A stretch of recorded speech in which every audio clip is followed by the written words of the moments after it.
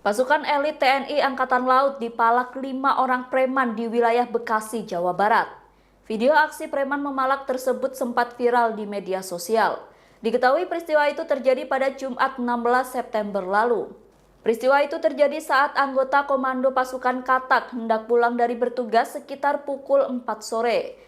Hal itu disampaikan oleh Kopda Wiro Erdianto yang saat itu berada di dalam satu mobil dengan korban. Korban yang disamarkan namanya mengatakan bahwa dirinya mengaku telah memaafkan preman tersebut. Hal itu karena menurutnya para preman memiliki keluarga masing-masing.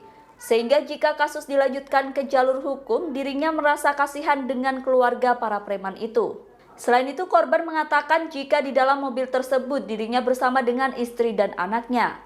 Untuk itu, korban berusaha tetap tenang dan tidak terpancing emosi atas apa yang sedang dialaminya.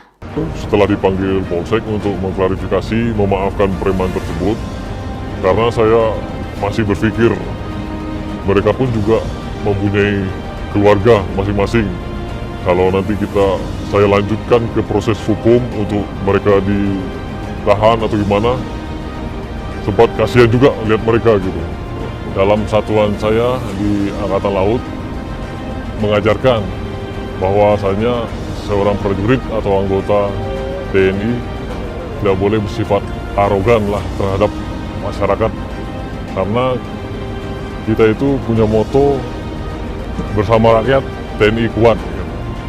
Nah, yang kedua, karena berhubungan di dalam mobil tersebut ada anak dan istri saya gitu, makanya saya berpikir sehat untuk tidak terpancing emosi untuk berbuat kekerasan kepada preman-preman tersebut. Terima kasih sudah nonton. Jangan lupa like, subscribe, dan share ya.